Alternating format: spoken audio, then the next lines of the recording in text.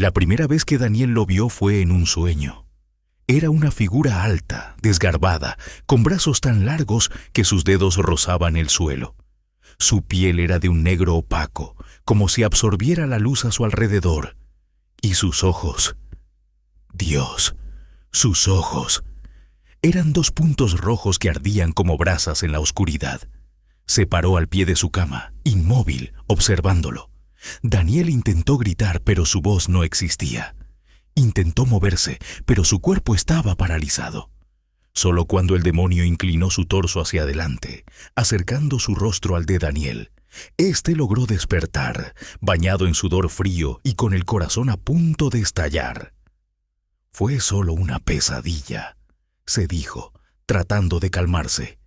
Pero la noche siguiente volvió. Y la siguiente. Y la siguiente. Cada vez el demonio se acercaba más. Primero al pie de la cama, luego a su lado, después inclinado sobre su pecho, hasta que una noche Daniel sintió su aliento putrefacto en su rostro y unos dedos huesudos cerrándose alrededor de su garganta. Despertó, pero esta vez algo era distinto. Su habitación estaba más oscura de lo normal. El aire era espeso, difícil de respirar. Y cuando intentó levantarse, una fuerza invisible lo empujó contra el colchón. No es un sueño, comprendió demasiado tarde. Los médicos no supieron explicar qué lo mató. Daniel fue encontrado en su cama, los ojos abiertos, la boca congelada en un grito silencioso. No había marcas en su cuerpo, pero su expresión, esa mezcla de terror y agonía, sugería que había muerto sufriendo. Y esa misma noche, en otro hogar, otra persona se despertó sobresaltada, jurando haber visto una figura oscura al pie de su cama. El ciclo nunca termina, porque él siempre encuentra a alguien nuevo. Serás tú el próximo. Durante décadas, se rumoreó sobre un proyecto clandestino del gobierno estadounidense llamado Proyecto Umbral, del cual no hay registros oficiales, solo retazos de información filtrada por exempleados, muchos de ellos desaparecidos en circunstancias extrañas. El propósito del proyecto era ambicioso: utilizar tecnología cuántica para comunicarse con inteligencias en otros planos de existencia. No aliens, no espíritus, algo más antiguo, más profundo. La base se construyó en Nevada, cerca del Área 51. Bajo tierra, a casi 2 kilómetros de profundidad, científicos y físicos teóricos trabajaron en una máquina llamada el espejo Tannhäuser, un colisionador experimental diseñado para abrir microgrietas en el tejido de la realidad. En los primeros ensayos, los sensores captaron patrones de sonido que no tenían origen físico. Se oía algo similar a respiraciones. Luego, frases susurradas en idiomas muertos. Un experto en arameo tradujo una de las frases como: «Nosotros nunca dormimos, solo esperamos». En el ensayo final, el 3 de marzo de 1998, los registros muestran que la máquina alcanzó la frecuencia deseada y generó un agujero oscuro en medio del laboratorio. Un técnico llamado Daryl Hewitt se acercó al fenómeno. No volvió a salir. Solo se escuchó su voz gritar durante 3 días, aunque el portal se cerró en minutos. Cuando lo recuperaron, su cuerpo estaba seco como una momia, pero seguía caliente, y sus ojos no eran humanos. Después de ese día, empezaron a ocurrir cosas inexplicables. Las luces parpadeaban incluso sin conexión eléctrica. Las cámaras grababan figuras delgadas de más de 2 metros que aparecían por segundos. Uno de los doctores escribió en su diario: «Lo que sea que estaba del otro lado, ahora está aquí. No lo vemos con los ojos, pero sí con el miedo». El proyecto fue cancelado, pero no destruido. La instalación fue sellada y declarada zona radiactiva. Hoy en día hay rumores de excursionistas que se adentran en esa región desértica y no regresan. Otros han dicho que escuchan voces bajo sus pies, y uno de los únicos sobrevivientes, ahora en estado catatónico, repite cada madrugada: no debimos abrir la puerta, porque no fuimos nosotros los que entramos, fueron ellos los que salieron. La casa estaba en el borde del pueblo, rodeada de árboles que parecían susurrar en el viento. Era una casa antigua, con ventanas que parecían ojos vacíos y una puerta que parecía una boca abierta en un grito silencioso. Lori se mudó a la casa con su familia después de la muerte de su abuela. Su padre había heredado la casa, pero Lori no estaba segura de querer vivir allí.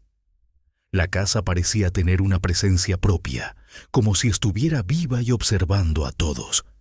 Al principio, Lori pensó que eran solo imaginaciones suyas, pero pronto comenzó a escuchar susurros en la noche. Susurros que parecían venir de todas partes y de ninguna parte al mismo tiempo.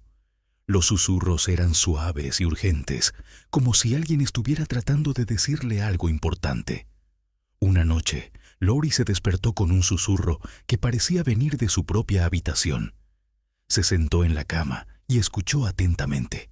El susurro se repitió, más fuerte esta vez. «Sal de aquí». Lori se levantó de la cama y miró alrededor de la habitación, pero no vio a nadie. Al día siguiente, Lori comenzó a investigar sobre la historia de la casa. Descubrió que la casa había sido construida sobre un cementerio antiguo y que muchos habían muerto allí en circunstancias misteriosas. Lori se sintió un escalofrío recorrer su espalda. Estaba la casa maldita. Esa noche, los susurros se volvieron más fuertes y más urgentes. Lori sabía que tenía que hacer algo. Se armó de valor y salió de la casa, corriendo hacia la oscuridad del bosque. No miró atrás hasta que estuvo segura de que estaba lejos de la casa. Cuando se dio la vuelta, vio que la casa estaba en llamas. Lori nunca volvió a la casa, pero los susurros la siguieron. Los escuchaba en sus sueños, en el viento, en el silencio de la noche. Siempre supo que la casa de los susurros la estaba llamando, esperando a que regresara. Cuentan los más viejos del rumbo que, cuando cae la noche y el parque Villafañe queda en silencio, una presencia extraña se deja sentir entre las sombras. Algunos lo atribuyen al viento entre las palapas o al eco del agua en la alberca vacía. Pero otros aseguran haberla visto, la niña de vestido blanco que ronda sin rumbo fijo. Dicen que hace muchos años, cuando el parque apenas comenzaba a recibir visitantes, una familia llegó a pasar un domingo caluroso. La niña, de no más de 8 años, jugaba cerca de la alberca mientras sus padres cocinaban bajo una de las palapas. En un descuido, se acercó demasiado al borde y cayó. A pesar de los gritos y el intento desesperado por salvarla, fue demasiado tarde. El parque fue clausurado temporalmente, pero cuando volvió a abrir, ya no era el mismo. Desde entonces, hay quienes aseguran escuchar risas infantiles cuando no hay nadie más en el parque. Los vigilantes nocturnos se niegan a entrar solos a los baños, pues afirman que las puertas se azotan solas y se escucha a una niña llorando en uno de los cubículos, aunque siempre está vacío. Las palapas más cercanas a la alberca suelen tener hojas moviéndose, aunque no sople el viento. Algunos valientes han dejado una bebida o comida sobre la mesa, y al volver encuentran marcas pequeñas, como si manos diminutas hubieran tocado todo. Los que han cruzado la mirada con ella dicen que su rostro es triste y que solo busca compañía para no sentirse sola. Pero si alguien la ignora, entonces se muestra tal como murió, empapada, con los ojos abiertos, fijos y con la piel fría como el agua estancada. Por eso, si alguna vez visitas el Parque Villafañe de noche y sientes que alguien pequeño te toma de la mano, no te asustes. Solo asegúrate de no soltarla tan rápido, porque a ella no le gusta que la dejen sola. Otra vez. En un barrio antiguo de la Ciudad de México había una casa que todos evitaban. La llamaban la Casa de las Sombras. Se decía que estaba maldita y que nadie que entraba salía sin llevarse algo oscuro consigo. Una noche, Sofía, una joven periodista, decidió investigar la casa para un artículo. Armada con su cámara y una linterna, se adentró en la casa abandonada. Al cruzar el umbral, sintió un frío intenso y un olor a humedad que la hizo estremecer. La casa estaba en ruinas, con muebles cubiertos de polvo y paredes llenas de grietas. Mientras exploraba, escuchó un susurro que parecía venir de todas partes. Al principio pensó que era el viento, pero el susurro se convirtió en una risa siniestra. Sofía sintió un escalofrío recorrer su espalda y decidió seguir el sonido. Llegó a una habitación en el segundo piso, donde encontró un espejo antiguo cubierto de polvo. Al limpiarlo, vio una figura oscura reflejada detrás de ella. Se giró rápidamente, pero no había nadie. El susurro se hizo más fuerte, y Sofía sintió una presencia detrás de ella. Al mirar de nuevo en el espejo, vio que la figura se acercaba, sus ojos brillando con una luz maligna. Desesperada, intentó salir de la habitación, pero la puerta se cerró de golpe. La figura se acercó más, y Sofía sintió una presión en su pecho, como si algo intentara arrancarle el alma.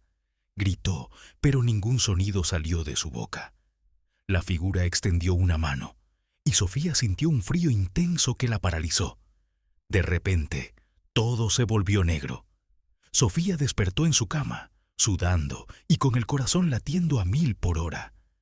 Pensó que todo había sido una pesadilla, pero al mirar su brazo vio una marca extraña, como un tatuaje de un símbolo que nunca había visto antes. Intentó olvidarlo, pero cada noche los susurros volvían y las visiones se hacían más intensas.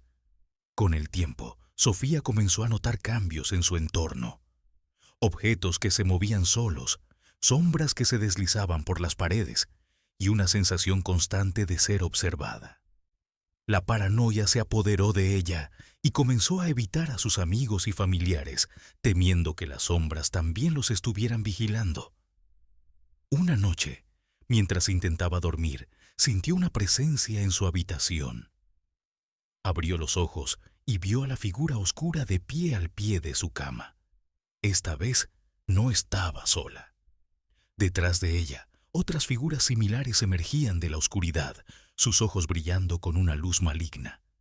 Sintió una presión en su mente, más fuerte que nunca, y las visiones se volvieron insoportables. Sofía gritó, pero ningún sonido salió de su boca. Las figuras se acercaron, y la oscuridad la envolvió una vez más. A la mañana siguiente, su cama estaba vacía. Nadie volvió a ver a Sofía, pero en su habitación, en la pared, quedó grabado el mismo símbolo que tenía en su brazo, como una advertencia de que las sombras aún estaban allí, observando y esperando. Trabajo en un hospital desde las 7 de la mañana hasta las 8 de la noche, algunas veces incluso más tarde. Antes que nada, tengo que explicar los antecedentes del hospital. Se encuentra al lado de un famoso campus universitario que atrae a muchas personas, estudiantes y demás. Hay algunas casas detrás de él, pasando el estacionamiento principal para los empleados. Aunque la zona no es mala en sí, extrañamente han ocurrido algunos crímenes escalofriantes en el área. En una ocasión, un hombre asesinó a su esposa detrás del hospital y luego intentó desvivirse. Nadie sabe por qué lo hizo allí. Ninguno de ellos trabajaba en el hospital. Otra vez, en una de las casas tras el hospital, hallaron a un hombre asesinado a puñaladas dentro de su sótano y jamás dieron con el asesino. Lamentablemente, el estacionamiento principal está muy cerca de donde se cometieron ambos delitos. Hace 10 años se construyó un nuevo hospital frente al antiguo, aunque no demolieron el anterior, así que permaneció allí vacío. Solía haber un pequeño estacionamiento justo enfrente de este antiguo hospital que, a pesar de ser realmente espeluznante por las noches, era el más popular al estar tan cerca de la entrada de los empleados. Mi encuentro ocurrió en este pequeño estacionamiento. Me habían llamado cerca de las 11 de la noche. El antiguo hospital siempre me había dado mala, pues al estar abandonado, imaginaba que cualquiera podría estar allí, acechando, escondiéndose o planeando algo malo, y eso lo confirmé aquella noche. Me había estacionado en el pequeño estacionamiento y empezaba a caminar hacia el hospital cuando escuché algo detrás de mí. Era alguien hablando. Aunque no escuché lo que decía, fue suficiente para detenerme y estar alerta. Oye, la persona volvió a hablar como si quisiera llamar mi atención, no solo para saludarme. En ese instante pude percibir que venía detrás de mí, desde la dirección del antiguo hospital escalofriante. Cuando me di la vuelta, no vi a nadie. Miré hacia la puerta cercana a donde estacioné. Había una ventana grande en la mitad superior. De repente, alguien apareció a la vista a través de esa ventana. Un tipo que estaba agazapado dentro del viejo hospital tras la puerta para que no pudiera verlo. Esto me asustó muchísimo, pero estaba tan sorprendida que me quedé allí, estática. Tú, ven aquí. El tipo gritó, intentando que fuera con él.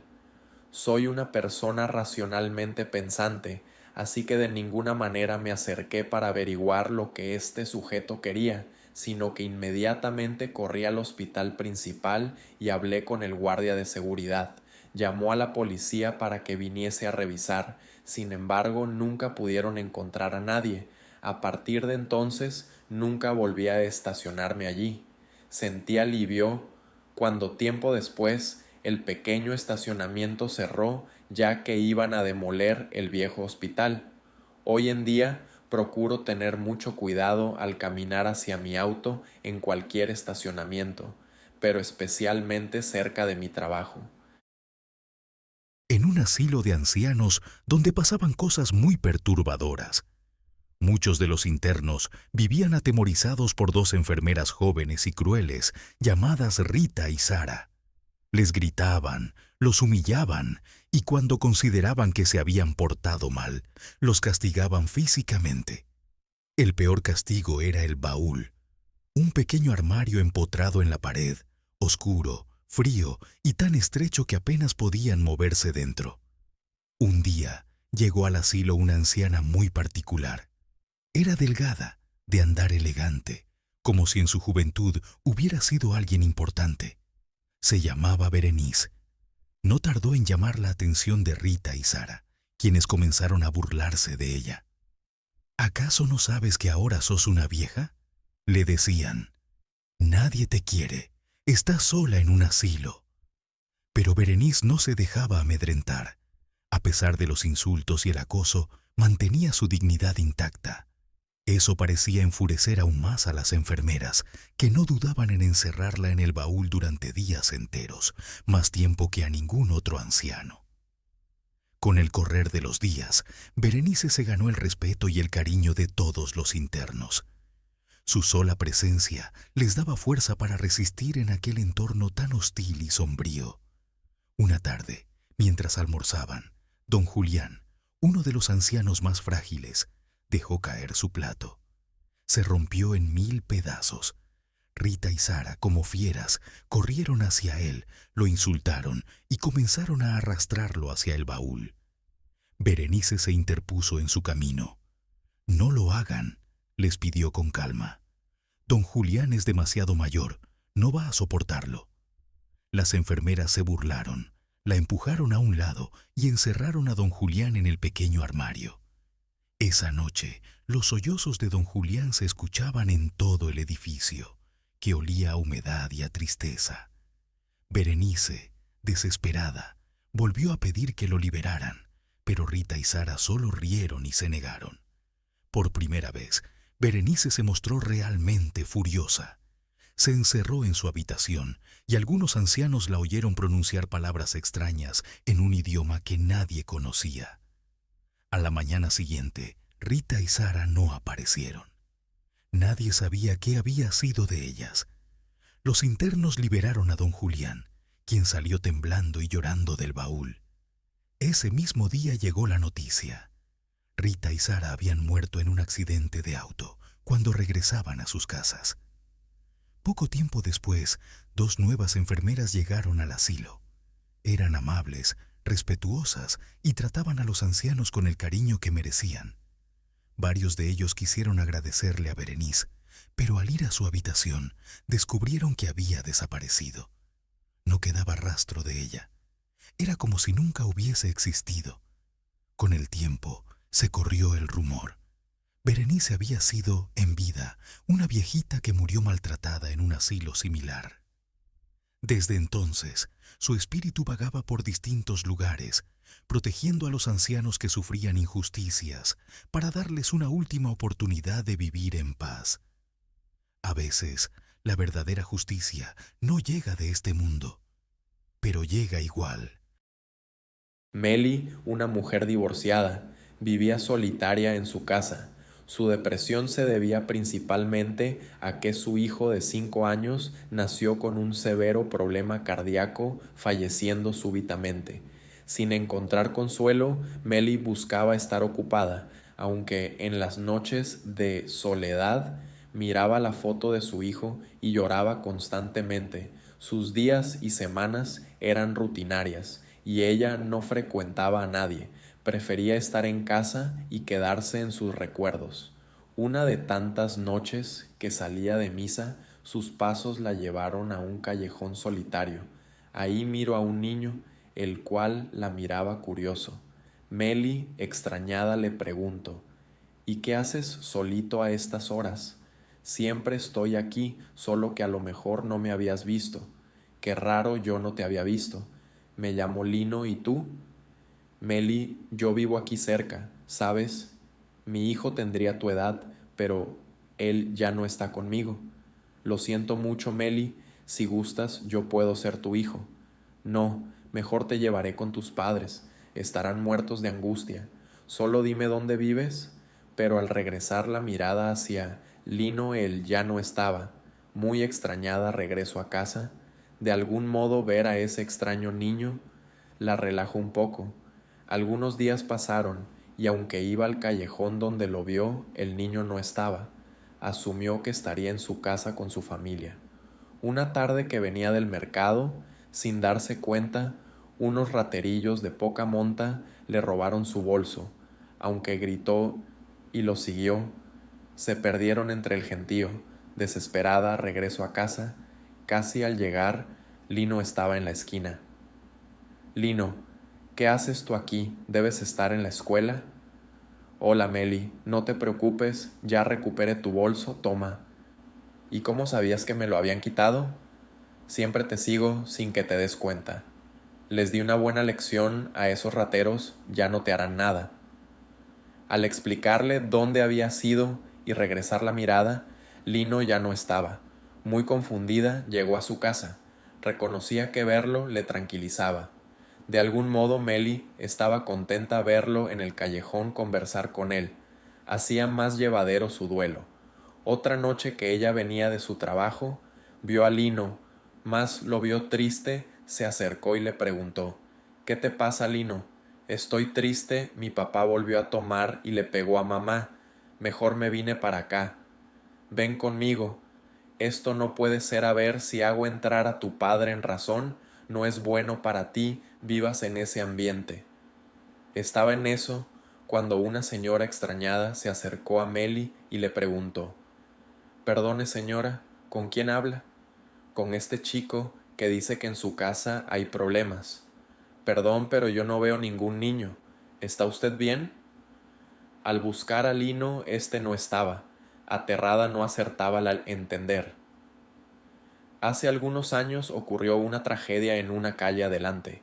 Un hombre presa del alcoholismo mató a su mujer e hijo. El pequeño malherido murió aquí al querer escapar de su padre. El hombre está en el hospital psiquiátrico, pero yo cada día veía a ese niño y hablaba conmigo. Mejor le sugiero pida por su alma del chico y así pueda descansar.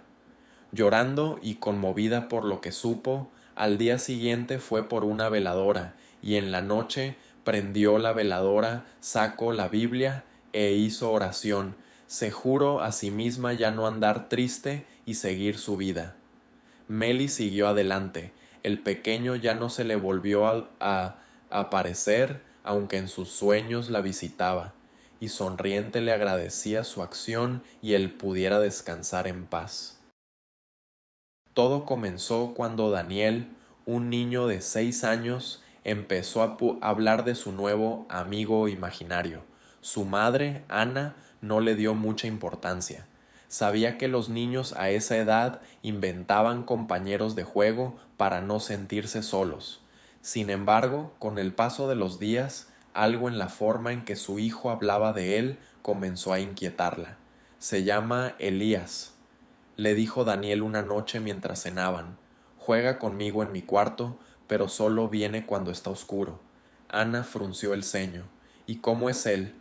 Alto, muy delgado, y tiene los ojos todos negros. Un escalofrío recorrió la espalda de la mujer. Algo en la descripción le pareció extraño, pero no quiso asustarse sin motivo. A medida que pasaban los días, Daniel hablaba cada vez más de Elías. Decía que le contaba historias, que le enseñaba juegos y que, a veces, se escondía debajo de su cama. Pero lo más inquietante fue la noche en que Ana lo escuchó susurrar en su habitación. Eran las 3 de la madrugada. Se levantó con el corazón latiéndole rápido y abrió la puerta de su hijo con cuidado. Lo encontró sentado en el suelo, de espaldas a ella. Susurraba con una voz pausada, como si respondiera a alguien. ¿Con quién hablas, amor?, preguntó Ana, tratando de sonar tranquila.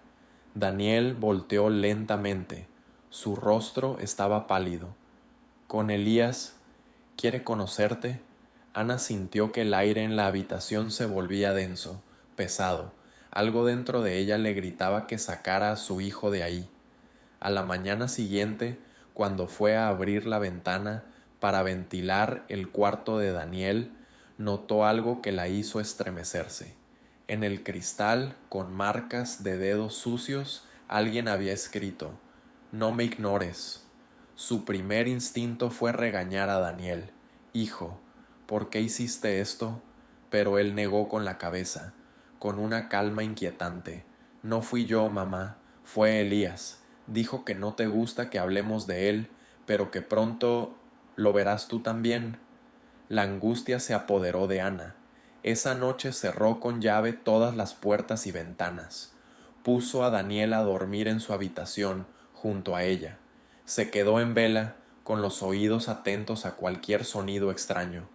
Pasadas las 3 de la madrugada, un golpe seco la hizo sobresaltarse. Provenía de la ventana. Temblando, giró la cabeza lentamente. Su estómago se hundió en un abismo de terror. Allí, al otro lado del vidrio, estaba él, un hombre alto y extremadamente delgado, con la piel pálida como la cera, y dot, los ojos, completamente negros. No había pupilas, no había blanco en ellos, solo un vacío profundo y oscuro que parecía absorber la luz misma. Ana sintió que el aire le faltaba, su cuerpo no respondía. Quería gritar, pero no podía. El ser sonrió lentamente, revelando dientes amarillentos y afilados. Ana cerró los ojos con fuerza y abrazó a su hijo. Su corazón latía con tanta fuerza que sintió que se le saldría del pecho. Cuando volvió a mirar, la ventana estaba vacía. Desde esa noche, las cosas cambiaron. Ana se mudó con Daniel a la casa de su madre, pero algo dentro de ella le decía que no importaba a dónde fueran, él seguiría encontrándolos, porque cada vez que Ana se miraba en el espejo, veía su reflejo, pero algo no estaba bien. A veces su reflejo sonreía, aunque ella no lo hiciera. ¿Alguna vez has sentido que alguien te observa en la oscuridad? La noche en ese pueblo apestaba como un bar al cierre. Silencio, humedad y el eco de vidas miserables arrastrándose entre calles mal pavimentadas. Había un tipo que siempre andaba por ahí a esas horas, con su escoba vieja y un andar que parecía más un castigo que un trabajo. Nadie le preguntaba nada, nadie quería saber, le decían el barrendero. Ni nombre tenía, o si lo tenía, a nadie le importaba. Su vida era simple, barrer lo que el día dejaba atrás. Pero había algo raro en él, algo en cómo movía la escoba, como si estuviera barriendo más que basura. Una noche, Emilio, un pobre diablo con más curiosidad que sentido común, decidió seguirlo. ¿Por qué no? Todo en ese pueblo olía a rutina, y él necesitaba algo que lo sacudiera. Lo encontró en la esquina de una calle cualquiera, empujando su escoba como si estuviera al borde del mundo. Lo siguió por callejones y plazas, siempre manteniendo distancia, siempre con la sensación de que ese tipo sabía que estaba ahí. Pero el barrendero no volteaba, no hacía ruido más que el de la escoba arrastrándose contra el suelo. Emilio empezó a notar algo extraño. El barrendero no solo barría hojas o colillas de cigarro. Number barría algo más, algo que no estaba a simple vista, pero que se podía sentir. A veces parecía que la escoba se atoraba y el barrendero la jalaba con mayor fuerza. Lo siguió hasta el cementerio, porque claro, ¿dónde más iba a terminar esa historia? Emilio se escondió detrás de una lápida rota para observar lo que hacía. El barrendero dejó la escoba apoyada contra un árbol y comenzó a decir unas palabras que no se comprendían, y de la escoba salió algo, como humo negro que parecía moverse por voluntad propia. Eran sombras que comenzaron a tomar forma, caras retorcidas, cuerpos deshechos, como almas que habían sido arrojadas a un basurero y olvidadas. El barrendero las fue metiendo, una por una, en la cripta más vieja del cementerio, no con cuidado, no con respeto. Las empujaba como si estuvieran estorbando, como si fueran otro montón de basura. Emilio pensó en correr, pero sus piernas no le respondían. Era como si el miedo lo hubiera clavado al suelo. El barrendero terminó su trabajo y se giró. Sus ojos eran dos pozos blancos, vacíos, como si miraran más allá del tiempo. ¿Qué haces aquí?, dijo, su voz como el rasguño de una uña en vidrio. Emilio no contestó. ¿Qué podía decir? Quería correr, quería gritar, pero el barrendero ya estaba sobre él, con esa escoba que ahora parecía más una guadaña. A la mañana siguiente, el pueblo despertó igual que siempre, los mismos bares, los mismos miserables, pero en una esquina de la plaza, una nueva sombra esperó a que el barrendero pasara. Nadie lo notó, nadie lo notaría. Era Emilio.